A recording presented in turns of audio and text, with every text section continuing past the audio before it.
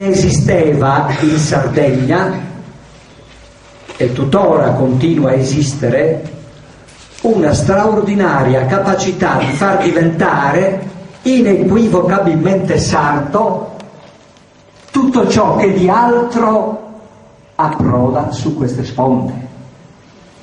Noi abbiamo la capacità di naturalizzare, di riplasmare, secondo tensioni, secondo dinamiche, secondo logiche nostre e soprattutto secondo bisogni nostri, tutto ciò che ci può arricchire, che ci può tornare di vantaggio e che in qualche modo, spesso per vie molto triangolate, molto complicate, molto dialettiche, entra nella nostra forma costitutiva.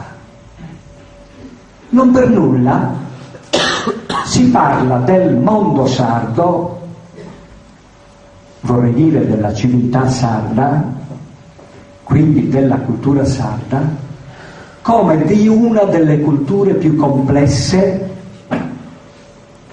che la storia abbia prodotto. E chi è che può dare su vungudumine chiamus noisi? Cioè quel tipo di profondità, quel tipo di forma mentis che ci rende straordinariamente problematici sempre di fronte al mondo, sempre molto interrogativi di fronte alla realtà, perché l'apparenza non ci basta mai. Non ci affidiamo quasi mai a ciò che immediatamente appare, perché ci coglie, ci assedia, ma vorrei dire ci corteggia costantemente il sospetto che la verità, la realtà, possa essere sempre un po' più in là di ciò che l'occhio vede.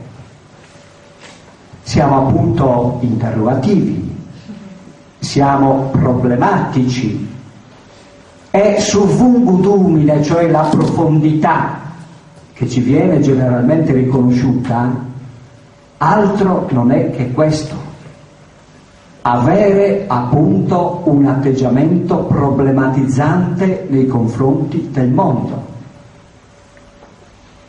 Non occorre dire che questo è un segno chiarissimo, e lo capiscono tutti, di civiltà e di grande maturità culturale.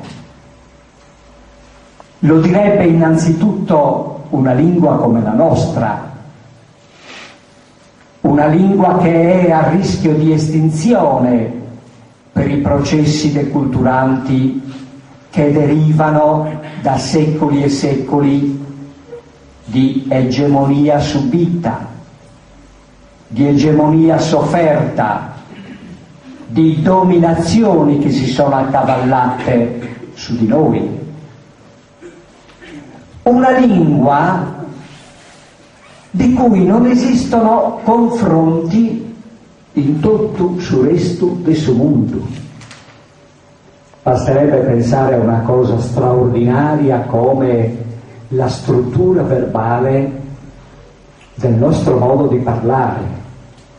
Io parlo il logudorese e potrei esemplificare quello che sto dicendo sulla base del mio orizzonte linguistico originario, però nulla impedisce che lo stesso discorso possa essere fatto pro Campidalesu o per qualsiasi altra variante linguistica dell'isola.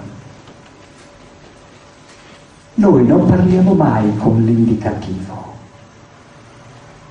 o parliamo molto raramente con l'indicativo, che è il modo preferito dai lombardi, dai laziali, dai veneti, che hanno la sicurezza del rapporto diretto con la realtà,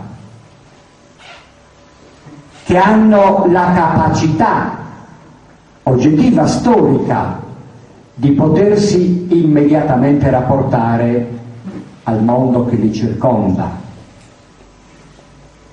Noi che non abbiamo più questo tipo di rapporto, probabilmente lo abbiamo avuto una volta, in età giudicale io suppongo che lo avessimo,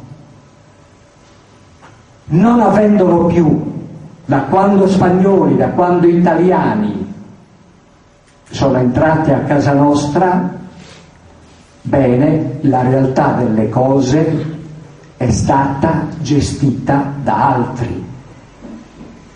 E noi abbiamo dovuto vivere questo rapporto con la realtà, vale a dire con le cose nostre, in modo triangolato, sempre in modo aggirante, non più in modo diretto come una volta. E siamo diventati vungudos proprio attraverso questo gioco dei triangoli e degli aggiramenti.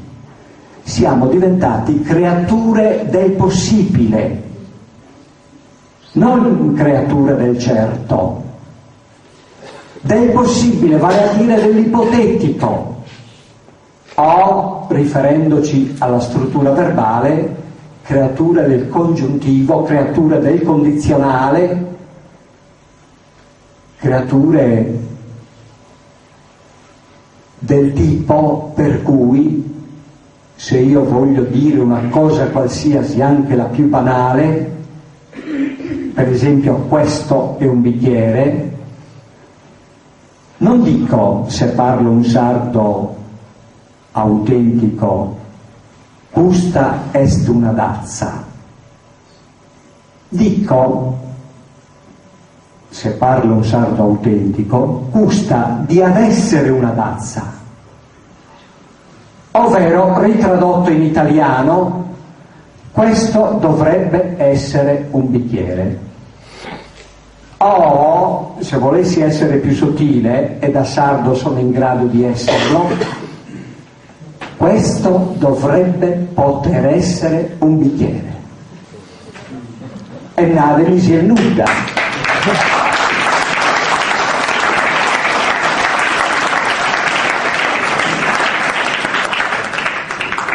Cioè passo attraverso una soglia di interrogativi che davvero stanno problematizzando l'oggetto. Na che Leonardo a Saidu, hai visto Leonardo? E che già l'ha poito in sala, che due subra e l'ha podassato pro esserisse.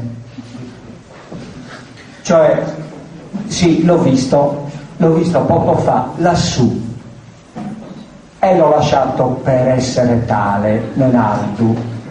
Che continui ad essere Nenaldu, io non te lo posso garantire, no? Quei 5 minuti che possono essere passati hanno aperto varchi infiniti, profondi, al possibile. Per noi il tempo è una possibilità in continuo flusso. Non c'è certezza se non nella nostra mente, non sul piano dell'esperienza, ma sul piano delle ipotesi e del nostro modo di pensare il mondo. Tant'è che noi abbiamo costruito una lingua, uno strumento di comunicazione che è fra i più sottili che si possa pensare. È un perfetto strumento di riflessione filosofica. E quali ambiti della metafisica, quali ambiti dello scibile non potrebbero essere affrontati e frequentati con una lingua che si è nutrita di ipotetico e di possibile? Nulla di ciò che è pensiero filosofico potrebbe essere estraneo a uno strumento così sottile e così capace di entrare nelle pieghe più profonde. Eppure in Sardegna non si è sviluppata una tradizione filosofica. Abbiamo una letteratura ricchissima dal punto di vista della produzione poetica, ricchissima dal punto di vista narrativo, fino a ieri orale, oggi sta diventando quel meraviglioso fenomeno di esplosione narrativa di cui tutto il mondo parla.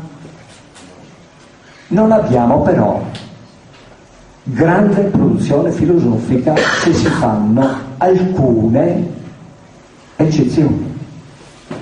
È proibita, perché la filosofia è il luogo del soggetto, è il mondo della soggettività liberata,